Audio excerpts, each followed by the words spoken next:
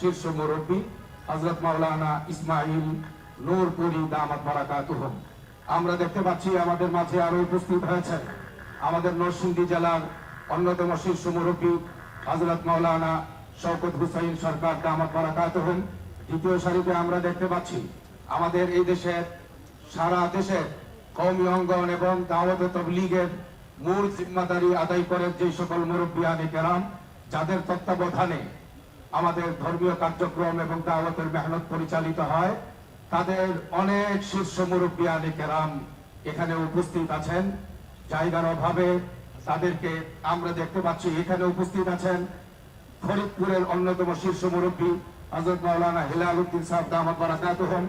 উপস্থিত আছেন এখানে মানিকগঞ্জ জেলার অন্যতম শীর্ষ মুরব্বী হযরত মাওলানা সাইদ আহমদ সাইদ নূর দামাত বারাকাতুহুম। এখানে উপস্থিত আছেন নারায়ণগঞ্জের আব্দুল ওয়াল সাহেব। আমাদের এখানে একটু আপনাদের একটু সহযোগিতা কামনা করছি। আমাদের নারায়ণগঞ্জের আমাদের শীর্ষ মুরব্বী ডিআইটি মসজিদের খতিব হযরত মাওলানা আব্দুল আউয়াল দামাত বারাকাতুহুম। আমাদের আফতাবনগর মাদ্রাসার মুহতামিম হযরত মাওলানা মুফতি মুহাম্মদ আলী দামাত বারাকাতুহুম। সিরাজগঞ্জের সর্বোচ্চ মুরব্বী রেলওয়ে মাদ্রাসার মুহতামিম হযরত মাওলানা নজরুল ইসলাম সাহেব দামাত বারাকাতুহুম। এখানে উপস্থিত আছেন আমাদের সামনে হযরত মাওলানা লোকমান মাজহারি দামাত বারাকাতুহুম। আমাদের বরিশাল বিভাগীয়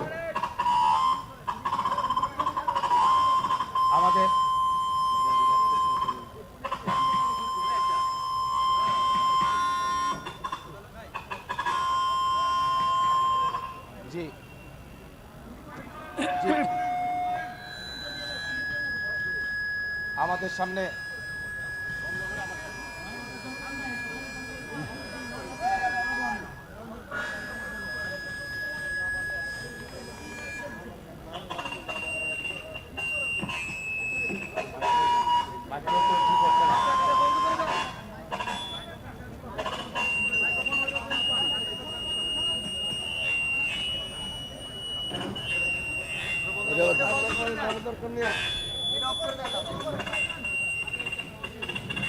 দুঃখিত প্রিয় সাংবাদিক বন্ধুগণ,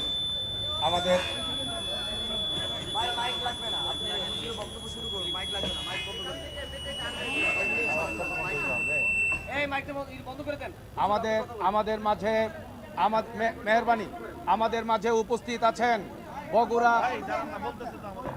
একটু বলছি তো এটাও তো সংবাদ সম্মেলনের একটা অংশ। মেহরবানি করে একটু ধৈর্যের সাথে আমাদেরকে সময় দিতে হবে। আমাদের এখানে আমাদের বগুড়া কারবালা মাদ্রাসা শাইখুল হাদিস মাওলানা ফজলুল করিম সাহেব শাইখুল হাদিস, উনি উপস্থিত আছেন।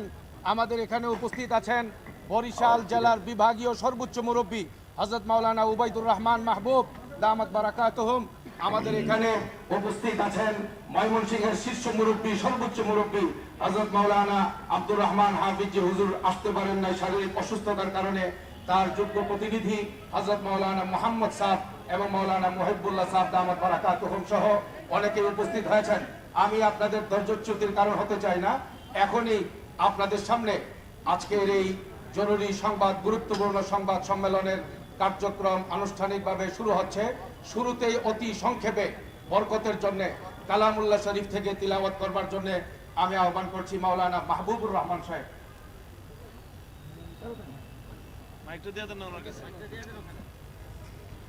সংক্ষেপ একদম মুক্তসর। আউযু বিল্লাহি মিনাশ শাইতানির রাজীম।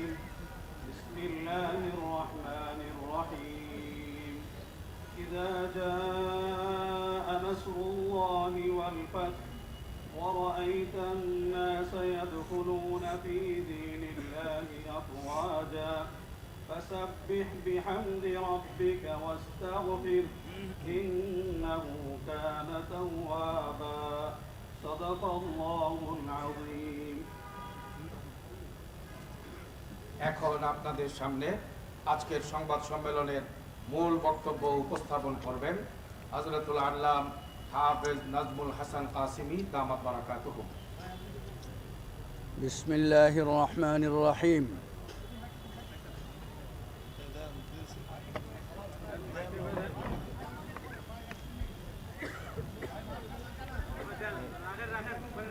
রেখে দেন। বিসমিল্লাহির রহমানির রহিম।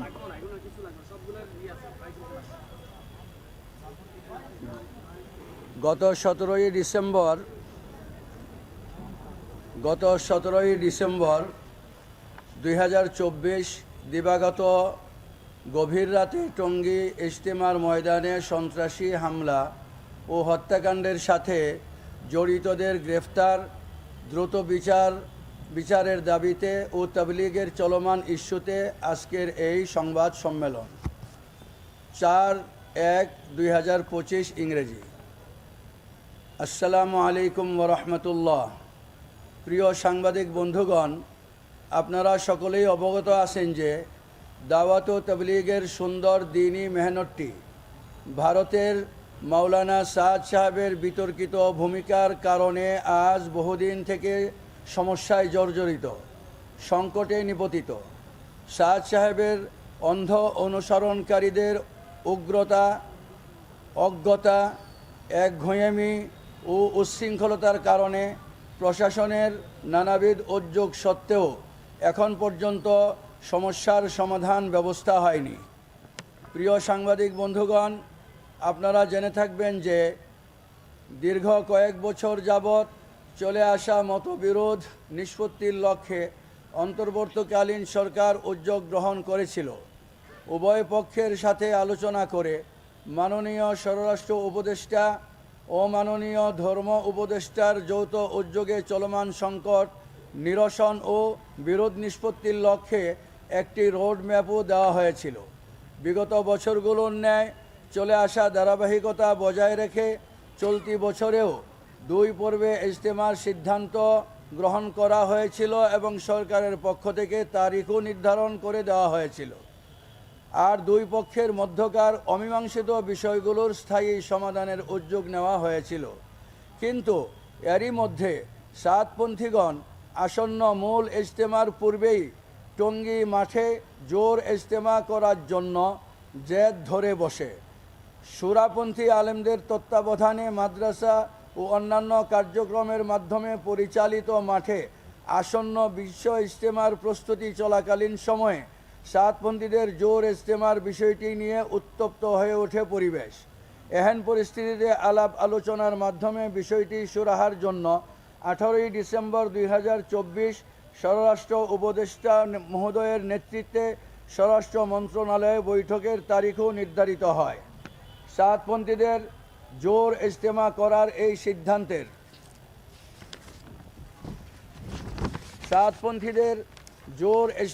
করার এই সিদ্ধান্তের প্রেক্ষিতে সৃষ্ট উত্তেজনা ও সংঘাতের আশঙ্কা দেখা দিলে নানা মহল থেকে বিষয়টি সুরাহার উদ্যোগ নেওয়া হয়।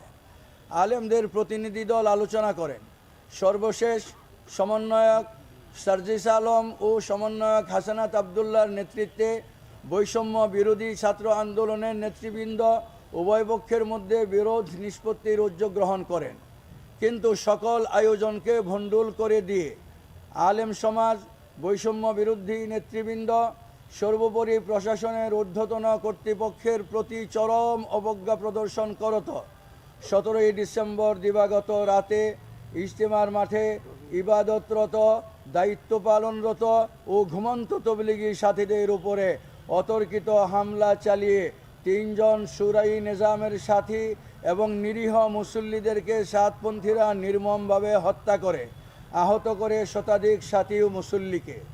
উক্ত হত্যা ও হামলাকাণ্ডে সারা দেশের আলেম ওলামা, তাবলীগের সাথী ও তৌহিদি জনতার মধ্যে চরম উত্তেজনা ছড়িয়ে পড়ে। জরুরি ভিত্তিতে স্বরাষ্ট্র উপদেষ্টা মহোদয়ের সভাপতিত্বে প্রশাসন ও সরকারের গুরুত্বপূর্ণ দায়িত্বশীলদের সাথে তাবলীগের মুরব্বী ও দেশের শীর্ষ আলেম প্রতিনিধি দলের বৈঠক অনুষ্ঠিত হয়।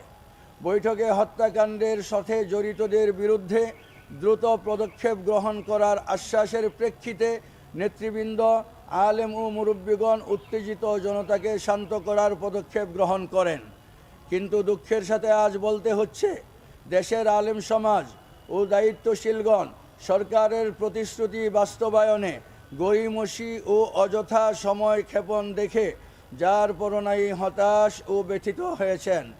হত্যাকাণ্ডে নেতৃত্বদানকারীদের মধ্যে প্রথম সারির অপরাধীরা নির্বিঘ্নে ঘুরে বেড়ালেও তাদেরকে এখনও পর্যন্ত গ্রেফতার করা হচ্ছে না। প্রিয় সাংবাদিক ভাইয়েরা, বিগত ফ্যাসিবাদী সরকারের আমলেও ফ্যাসিস্ট সরকারের প্রত্যক্ষ মদতে 2018 সালের ডিসেম্বরে একবার এমনই অতর্কিত হামলা চালিয়ে সাতপন্থীরা ইজতেমার মাঠে হত্যাকাণ্ড সহ প্রায় 5,000 সাথীদেরকে আহত করেছিল।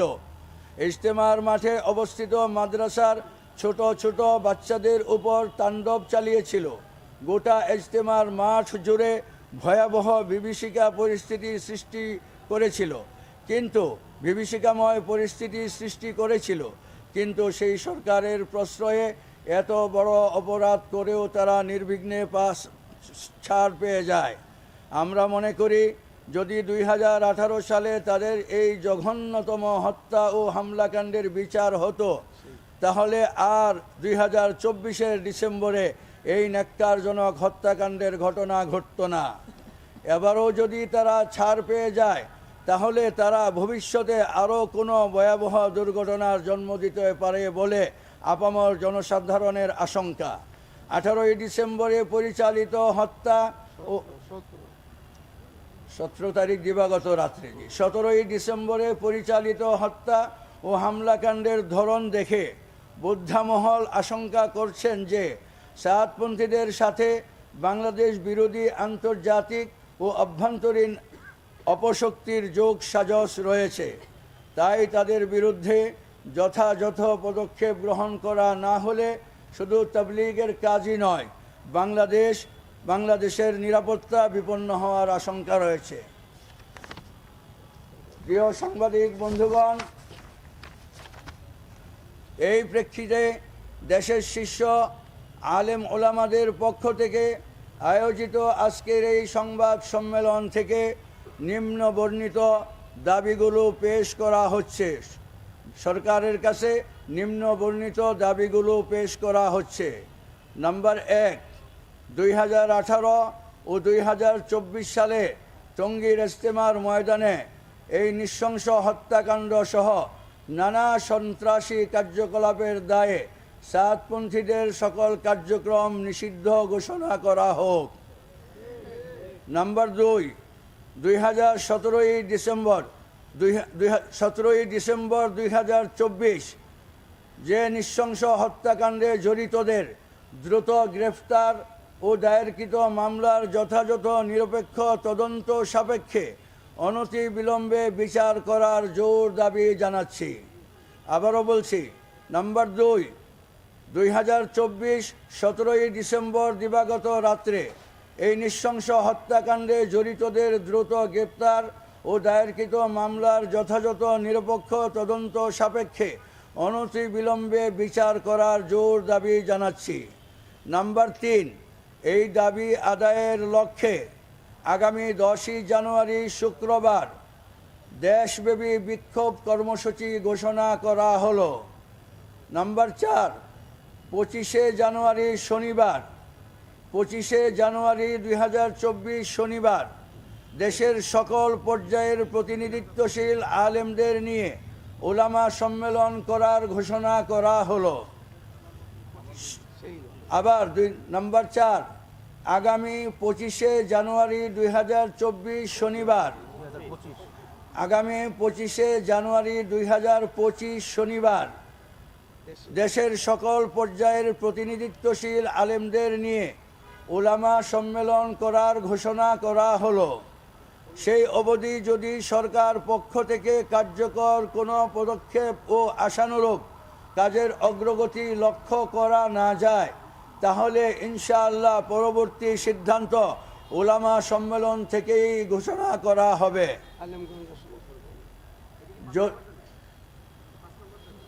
এটা 5 নম্বর দাবি, মানে 4 নম্বর দাবির এটা পরিসংহার।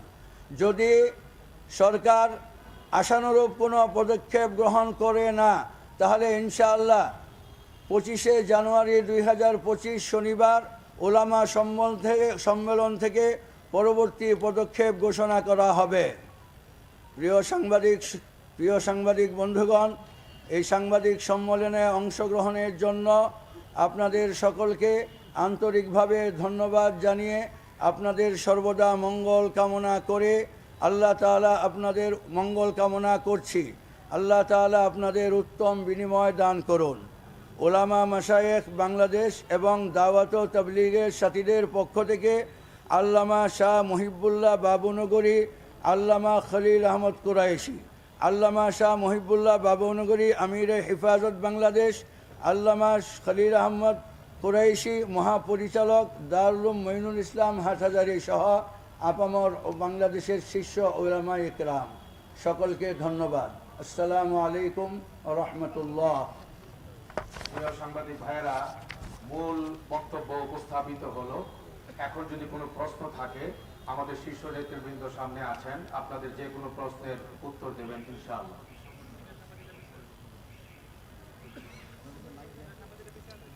আমাদের এখানে যারা দায়িত্ব পালনরত আছেন, আমাদের সাংবাদিক ভাইয়েরা, একটু যদি পরস্পরে খেয়াল করা হয়, সিনিয়র সাংবাদিকগণ যদি পিছনে থাকেন, আমরা একটু সামনে তাদেরকে আগায় দেওয়ার চেষ্টা করব।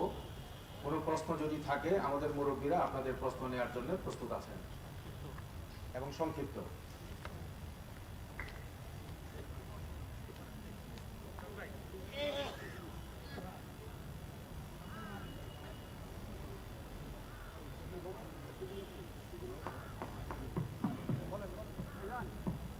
সামনে চলে আসেন,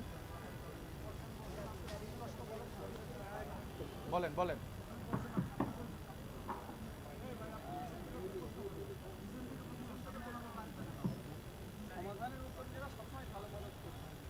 এক্সকিউজ মি,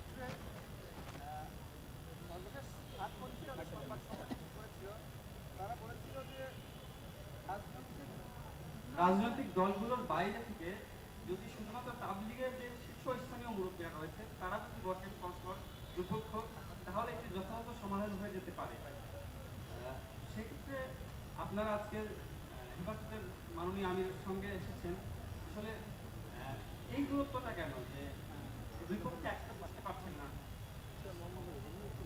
ধন্যবাদ আপনাকে। আমি বলবো, রাজনৈতিক দলগুলো বাইরে থাকে এই কথাটা তাদের পক্ষ থেকে অমূলক।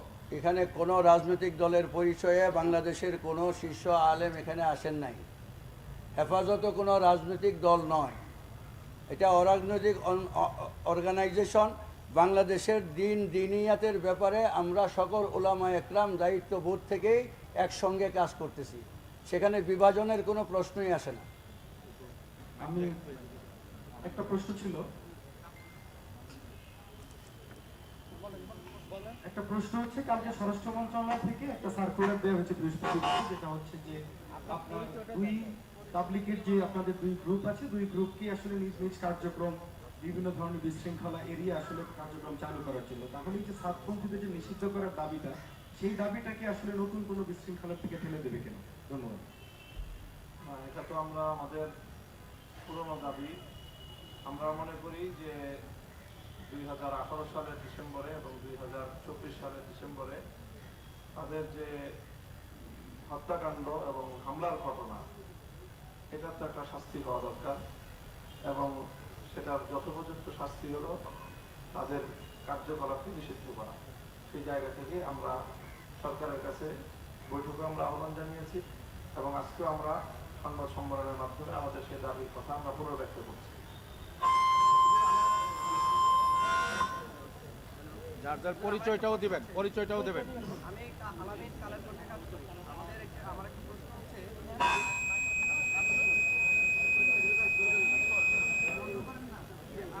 আমার প্রশ্নটা হচ্ছে, এখানে নিষিদ্ধের যে ব্যাপারটা আসছে, তো নিষিদ্ধ কি যেহেতু ওনাদেরও সাতপন্থী যারা রয়েছে মাঠ পর্যায়ে, তো ওনাদের কিছু সমর্থক রয়েছে, বাংলাদেশি সমর্থক, তো সেক্ষেত্রে তারাও কি নিষিদ্ধ হবে নাকি তাদের শীর্ষ যারা রয়েছে? আর দ্বিতীয় প্রশ্ন, আমার আরেকটি প্রশ্ন হচ্ছে যে এই যে ইসলাম তো একটি শান্তির বার্তা সবসময় দিয়ে থাকে, তো নিষিদ্ধের ব্যাপার না হয়ে গিয়ে আপনার বিপক্ষে এক হওয়ার কোনো প্রস্তাবনা এখান থেকে রাখবেন কি? ধন্যবাদ। কোনো ব্যক্তির উপর নিষেধাজ্ঞা আরোপের দাবি করা হয় নাই। আমরা সাতপন্থীদের যে সামষ্টিক যে সাংগঠনিক যে কার্যকলাপ, তারা সম্মিলিত যে কার্যকলাপ পরিচালনা করছে, যাদের আয়োজনে হামলা হত্যাকাণ্ড সংঘটিত হয়েছে, সেটাকে নিষিদ্ধ করার দাবি জানাচ্ছি। আর সেই সাথে আগাগোড়াই আলেমদের পক্ষ থেকে বলা হয়েছে যে তবলিগের কাজ, যে বিতর্কটা ভারতে তৈরি হয়েছে সেই বিতর্কটা যেন বাংলাদেশে টেনে আনা না হয়, বাংলাদেশে সকলে মিলে যেন সম্মিলিতভাবে তবলিগের কার্যক্রমটা পরিচালনা করা হয়। আমরা অব্যাহতভাবে আমাদের সেই আহ্বান জানিয়ে যাচ্ছি। এখনো যারা ওখানে বিচ্ছিন্নভাবে কাজ করছে তাদের প্রতি আমাদের উদাত্ত আহ্বান যে এখানে তবলিগের শীর্ষ মুরব্বীরা, আলেম ওলামা যারা তবলিগে আগাগোড়াই নেতৃত্ব দিয়ে থাকেন, যারা আলেম না তারা আলেমদের থেকে নেতৃত্ব থেকে বিচ্ছিন্ন হয়ে তারা ভারতের একজন লোকের বিতর্কিত সিদ্ধান্তের অনুসরণ করছেন বলেই এই বিভক্তিটা তৈরি হয়েছে। কাজেই ভারতের বিষয়টা ভারতে রেখে বাংলাদেশের সকলে যদি মিলেমিশে কাজ করে তাহলেই কিন্তু সমস্যার সমাধান হয়ে যায়। জি,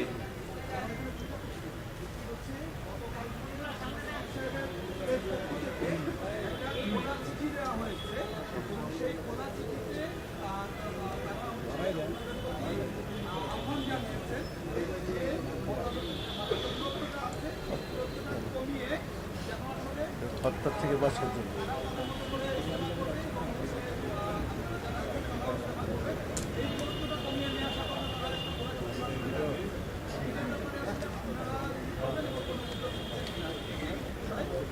এটা বলে নেই।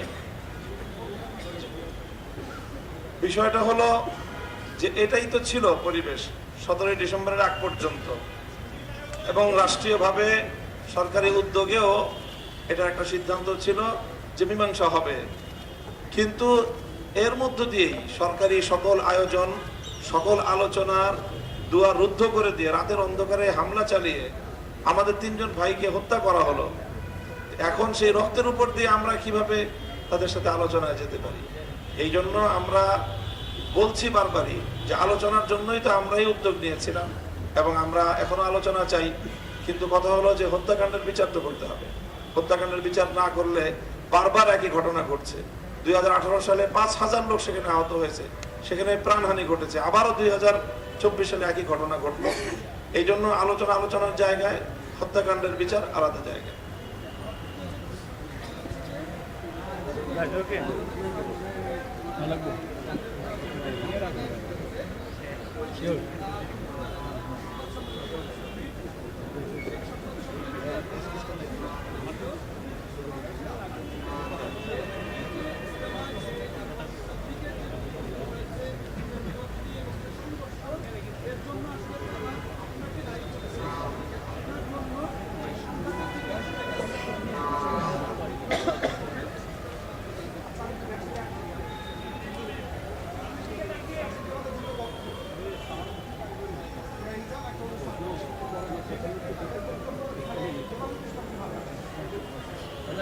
এখানে প্রথম কথা হলো যে তারা তাদের পক্ষের কথা বলবে, এই পক্ষের প্রতিনিধিত্ব কারা করবে সেটা তো তারা বলে দিবে না। এই পক্ষের প্রতিনিধিত্ব কারা করবে, এই পক্ষ একটা সুশৃঙ্খল পক্ষ, দায়িত্বশীল পক্ষ। এখানে প্রত্যেকে যার যার দায়িত্ব পালন করছেন। এখানে ইনডোর দায়িত্বগুলো পালন করার জন্য ভিন্ন দায়িত্বশীল রয়েছেন। তাদের পক্ষ থেকে প্রতিনিধিত্ব করার জন্য এখানে মিডিয়া এবং সংবাদ মাধ্যমে কথা বলার জন্য, মাঠে কথা বলার জন্য তাদের প্রতিনিধিত্ব কারা করছেন সেটা তারা নির্ধারণ করছেন। কাজেই এই কথাটা সম্পূর্ণই অমূলক এবং অযৌক্তিক একটি কথা যে অপর পক্ষ তারা আলোচনার জন্য এই পক্ষের প্রতিনিধি ঠিক করে দিবে, সেটার তো কোনো যুক্তি থাকতে পারে না। এখানে তাবলীগ জামাত আগাগোড়াই এটা ধর্মপ্রাণ সকল আলেম ওলামা মুসলমানদের কাজ। তো যদি ধর্মীয় কাজ হয়ে থাকে তো ধর্মবেত্তাদেরকে আপনি মাইনাস করে বাদ দিয়ে তারপরে আপনি ধর্মীয় কাজ করতে চান, এটাই তো একটা বিভ্রান্তি। এই বিভ্রান্তি তো আমরা সমাধান এবং এই বিভ্রান্তি তো আমরা সংশোধন করতে চাই। আমার কি কারণে বলেন, আমি কি করেছি? হেফাজত ইসলামের কথা আমি আবারও বলছি যে এখানে আলেম ওলামা হিসাবে তারা পরিচয় আসছেন, আলেমদের প্রতিনিধিত্ব করছেন। তারা যদি কাজটা ইসলামী কাজ হয়ে থাকে তো ইসলামী কাজে নেতৃত্ব দিবে কারা, সিদ্ধান্ত দিবে কারা, ফয়সালা দিবে কারা, কোরআন সুন্নাহর এলেম যাদের কাছে আছে তারাই তো এই বিষয়ে মীমাংসা এবং সিদ্ধান্ত দিবে। আমাদের এই পক্ষের তবলিগের যারা মুরব্বী আছেন তারাও সকলে আলেম, এবং সেই আলেমরাই নির্ধারণ করছেন যে কোন কাজটুকুর প্রতিনিধিত্ব কারা করবে। আর অপর পক্ষে যারা আছে, বাংলাদেশের উল্লেখযোগ্য কোনো আলেমই তাদের সেখানে নেতৃত্বের দায়িত্বে নাই। এই জায়গাটা থেকেই তো তারা বিভ্রান্তির পথে গিয়েছে। আপনারা যে হচ্ছে মীমাংসা এবং আলোচনার কথা বলছেন, এটা কি যে মীমাংসা এবং আলোচনার কথা বলছেন, এটা কি আপনাদের এই সংবাদ সম্মেলন কিংবা হচ্ছে সরকারের মধ্যস্থতার উপরই নির্ভর করছে, নাকি আপনারা সরাসরি কোনোভাবে যোগাযোগ করেছেন এ পর্যন্ত তাদের সাথে? না, আমরাও সরাসরি তাদের সাথে কথাবার্তা বলেছি এবং আলেমদের পক্ষ থেকেও মধ্যস্থতা করার জন্য উদ্যোগ নিয়ে তাদের সাথে আলোচনা করা হয়েছে। এবং প্রশাসন এবং সরকার যেহেতু সর্বোচ্চ জায়গা থেকে এই বিষয়টাকে গুরুত্ব দিয়ে মীমাংসার উদ্যোগ নিয়েছে, আমরা সরকারেরও সকল উদ্যোগকে স্বাগত জানিয়েছি। আপনারা সরাসরি কার সাথে যোগাযোগ করেছেন?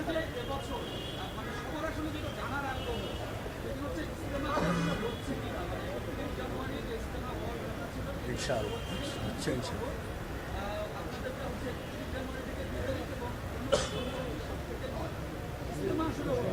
31শে জানুয়ারি থেকে প্রথম পর্বের ইজতেমা হচ্ছে ইনশাআল্লাহ। সেই বিষয়ে কোনো ধরনের বাধা নেই। তার কার্যক্রমও ইনশাআল্লাহ প্রস্তুতি চলছে এবং আরো পুরোদমে শুরু হয়ে যাবে। দ্বিতীয় পর্বের যে ঘোষণাটা ছিল, সেই ঘোষণার বিষয়েই তো আমাদের 17ই ডিসেম্বরের হত্যাকাণ্ডের পরে পরিস্থিতি পাল্টে গেছে। কাজেই 17 তারিখের এই হত্যাকাণ্ডের পরে যাদের হাতে টঙ্গীর ইজতেমার মাঠ সাধারণ নিরীহ মুসল্লিদের রক্তে রঞ্জিত হয়েছে, তাদের আসলে সেখানে ইজতেমা করার নৈতিক কোনো অধিকার থাকে না। তাদেরকে তো আইনগত ব্যবস্থায় যাবে, যে হত্যাকাণ্ড ঘটাইছে তাকে আইনগতভাবে আপনি নেবেন, আপনাকে ব্যান করতে পারেন, তার ইজতেমাকে ব্যান করতে পারেন না। তো যদি আপনি হত্যাকারীর বিরুদ্ধে আইনানুগ ব্যবস্থা নেওয়া হয়, তো হত্যাকারী আবার কিভাবে ইজতেমা করে? প্রশাসন বলবে যে এটা তার সেটা প্রশাসনের কাছে আমরা দাবি জানাচ্ছি। জি, থ্যাংক ইউ সকলকে, ধন্যবাদ। জাযাকুমুল্লাহ তাআলা। আমাদের আমির হেফাজত সকলের সর্বোচ্চ শ্রদ্ধেয় মুরব্বী আল্লামা শাহ মুহিবুল্লাহ বাবুনগরী দামাত বারাকাতুম এখন দোয়া করবেন। হযরতের দোয়ার মাধ্যমে আজকের এই সংবাদ সম্মেলন সমাপ্ত হচ্ছে। اللهم صل على سيدنا مولانا صلاة تنجينا بها من جميع الأهوال وترضي لنا بها وتطهرنا بها وترفعنا بها إليك أعلى الدرجات وتبلغنا بها أقصى الغايات من جميع خيرات الحياة وبعد الممات إنك على كل شيء ربنا آتنا في الدنيا وفي الآخرة وقنا عذاب النار اللهم أعز الإسلام والمسلمين واغفر للكفرة والمبتدعة والجبرة اللهم اشف شره اللهم نصر جماعه اللهم ثبت خياره